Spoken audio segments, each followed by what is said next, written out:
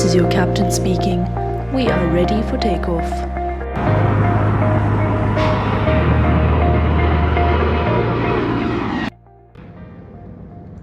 Good day everyone, welcome back to our YouTube channel. Today with us we've got Captain Keith Cunningham, who's going to share a little bit with us about his career and a little bit about his life. Good day Captain, how are you today?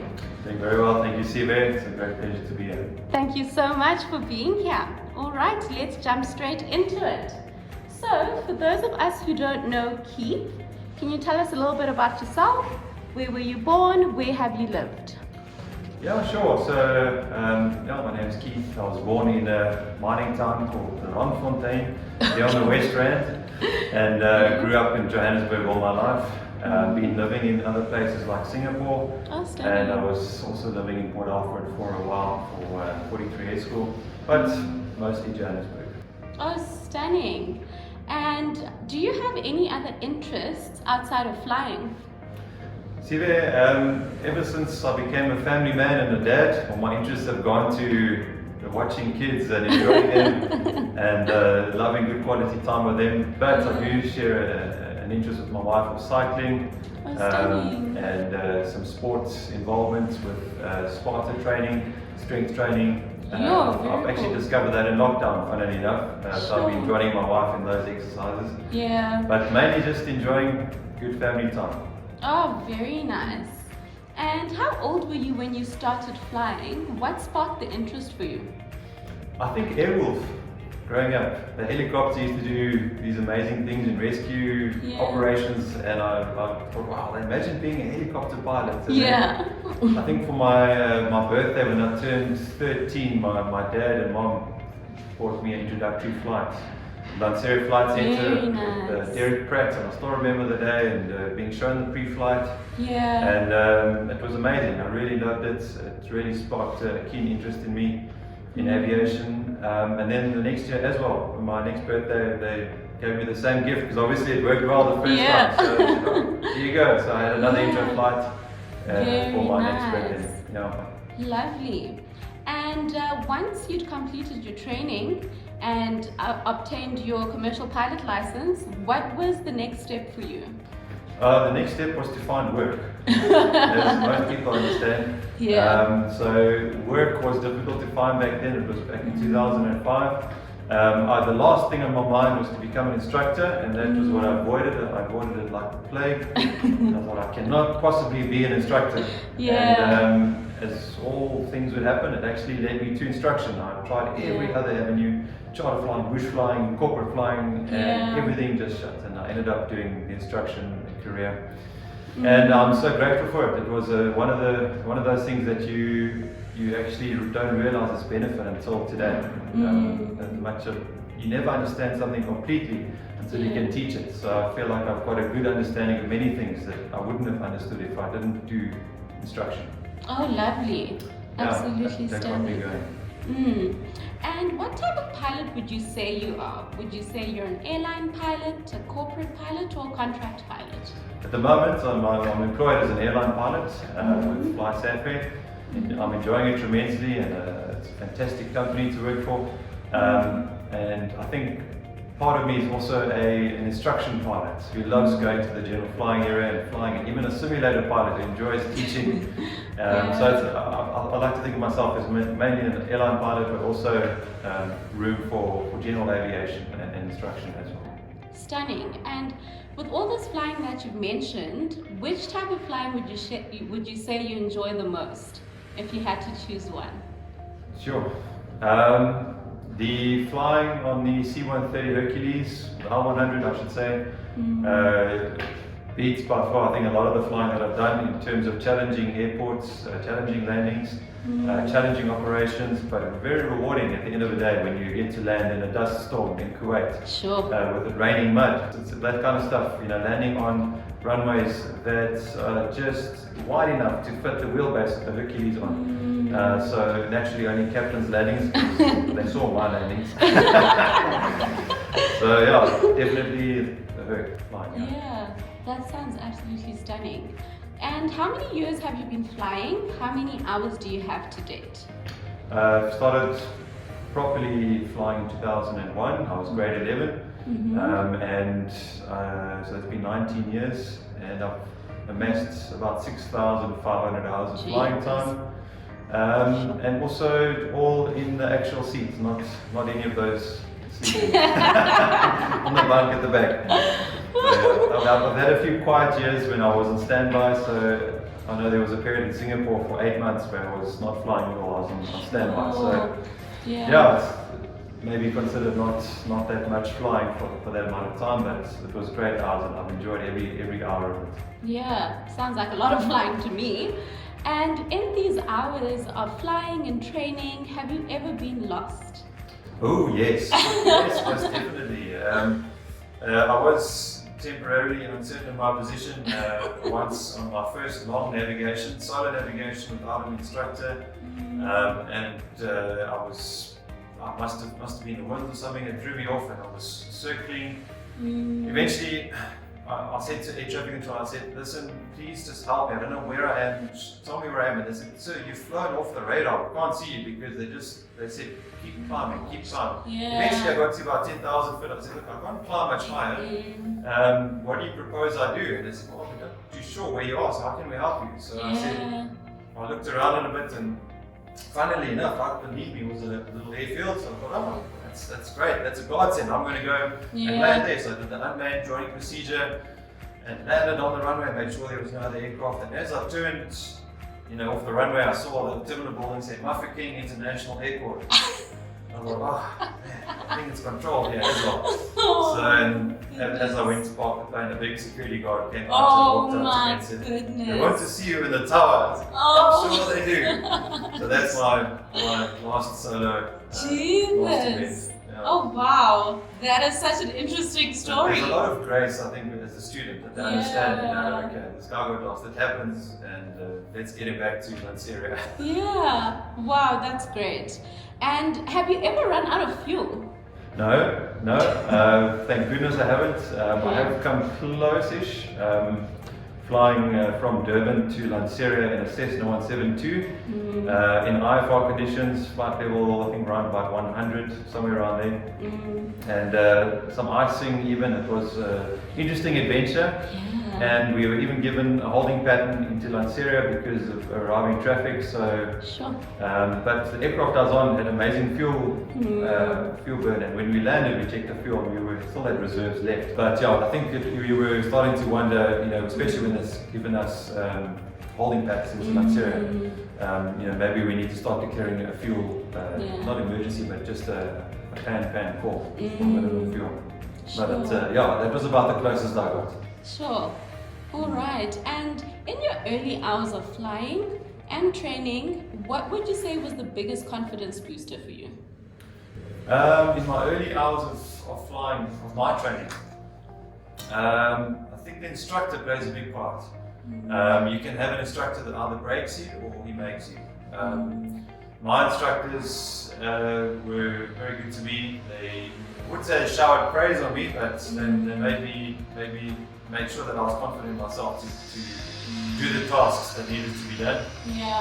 And one of the big confidence boosters is going solo. It's knowing that, hey, I can do this. It's reachable, and I landed, and I don't actually need the guy sitting next to me. I can do it. So that was a great confidence booster. Definitely. And can you describe for us briefly what it feels like to fly? Oh, sure. Sive, it's amazing. I think one of the things that will always never leave me, or any other student for that matter, is your first solo flight. And when you actually get airborne, and the magic of getting lighter than air and lifting off in this cage of security, and the runway leaving you, it's almost like you're leaving the world's troubles behind, and you're in your own space up there, in a way closer to God, in the good sense of the word. And it's just magical, and seeing, especially that event where there's no one sitting next to you, the aircraft climbs like crazy, and before you know it, you're there amongst the sky and the clouds, and it's really nothing else but magical. And I think it's different to airline flying. What you experience is maybe in an airline aircraft or as a passenger is very different to being in the front of an aircraft or a light aircraft. just enjoying the bare essentials of flying and the controls at your hand. It's something that's indescribable. You have to go and experience it for yourself. Absolutely amazing. And have you ever witnessed any flying incidents or accidents? I have, unfortunately. So I've had the privilege of sending students solo, and two of my students did have a crash on the runway in Port Alfred. It wasn't a serious one, but it was maybe incorrect landing technique. So I'd be in my office doing a bit of paperwork, and you'd hear the crash alarm go off, and you just think of the worst possible thing, and you go out, you run out, and everyone runs out to go and see what's going on. Go to the tower, what's happened? There's an aircraft, conked the nose wheel in on the runway. So he did a bit of an incorrect landing technique, and the other one was very much similar. It's a very common landing error, especially on the Cherokees, is those nose wheel landings. So that was about the closest I've got to flying incidents. I haven't been in one myself. Okay. On a lighter note, what is your most memorable time flying?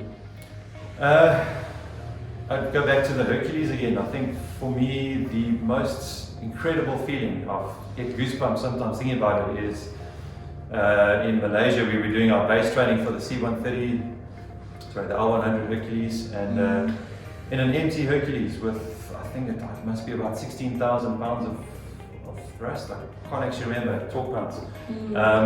And you're in an empty aircraft, there's only the crew in the aircraft, and the thing you add thrust and you actually get jolted back in the seat, because it's just this amazing force of torque putting you through the air. And that first circuit, the first landing in a foreign country in this new huge aircraft, 70-ton aircraft, max wall-up weight. We weren't 70 tons there obviously, but it was just an incredible feeling, and I wish every pilot could experience that kind of thing. It was really amazing. I'll never forget it. Sounds incredible. And what advice would you give to any upcoming pilots? Wow, there's a lot of advice going around at the moment.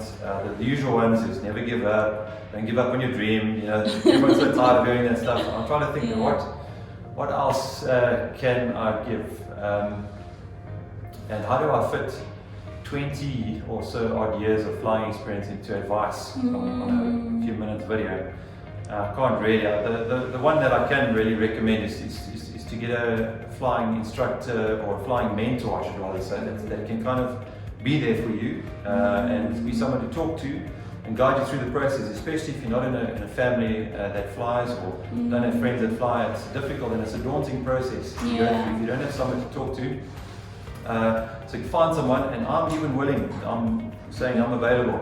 I'll help out as much as I can to be assist wherever I can in terms of advice and mentoring as to what's next, what's the best path, and especially in these interesting times when we're all facing incredible unknowns. And I'm a part of an organisation called Mayday SA, you might have heard of it, and we talk about these things at face value. What are we faced with? We're faced with some very difficult things, and we need some guiding hands. And it'd be wrong of me and wrong of any other pilot to refuse to help anyone else in that situation. And most people I know, most people I meet, they're willing to help. And if you could just find their number or just email them or get hold of them and just say, listen, I need to talk to someone about the way forward, and we can all help each other out. We're all pilots, we're brothers, we're all sisters, and we're here to help each other out. So that's my advice, is you can't do it on your own. Speak to someone. That's absolutely amazing. Thank you so much, Keith.